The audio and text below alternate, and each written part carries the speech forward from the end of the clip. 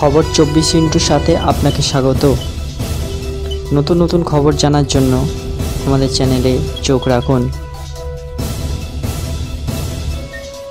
নমস্কার দর্শক বন্ধুরা, স্বাগত আমাদের এই চ্যানেলে। একদিকে বিজেপি নেতা তথা প্রতিরক্ষা মন্ত্রী রাজনাথ সিং, অন্যদিকে কংগ্রেস সাংসদ তথা ইন্ডিয়া জোটের অন্যতম শরিক রাহুল গান্ধী। একই দিনে শাসক বিরোধী দুই শিবিরের তরফেই ফোন এলো রাজ্যের মুখ্যমন্ত্রী তথা তৃণমূল কংগ্রেস সুপ্রিমো মমতা বন্দ্যোপাধ্যায়ের কাছে। দুই শিবিরই স্পিকার নির্বাচনে তাদের প্রার্থীর জন্য তৃণমূলের সমর্থনের আর্জি জানিয়েছেন। এবার তৃণমূল কি সিদ্ধান্ত নেয় তা জানা যাবে আজই। আজ লোকসভার স্পিকার নির্বাচন সকাল 11টায়। স্পিকার নির্বাচনে ভোটাভুটি শুরু হবে। তার আগে তৃণমূল কংগ্রেসের সিদ্ধান্তের দিকে তাকিয়ে শাসক বিরোধী জোট স্পিকার পদে ওম বিড়লা নাকি কে সুরেশ, কাকে সমর্থন করবে তৃণমূল তা সকাল 9টার মধ্যে জানিয়ে দেওয়া হবে দলের তরফে।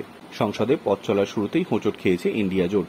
একাধিক বিষয় নিয়ে শরিকদের অসন্তোষের মুখে কংগ্রেস। অভিযোগ, একতরফাভাবে স্পিকার পদে প্রার্থী দেওয়ার সিদ্ধান্ত নিয়েছে কংগ্রেস। শরিকদের মতামত গ্রহণ করা হয়নি। এই নিয়ে কংগ্রেস সভাপতি মল্লিকার্জুন খাড়গের বাড়িতে বৈঠকে অসন্তোষ প্রকাশ করে শরিকরা।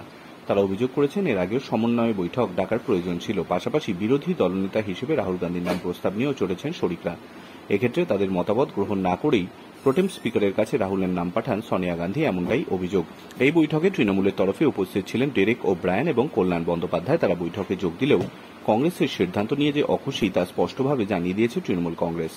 এখনও সব সাংসদদের শপথ নেওয়া হয়নি। অনেকেই সাংসদ আবার জেলে রয়েছেন। এক্ষেত্রে স্পিকার পদে ভোটাভুটি হলে স্বাভাবিকভাবেই এনডিএ শক্তি প্রদর্শন করবে আর মুখ পুড়বে ইন্ডিয়া জোটের। এই যুক্তিতে স্পিকার পদে প্রার্থী দেওয়ার সিদ্ধান্তে আপত্তি জানিয়েছে তৃণমূল কংগ্রেস।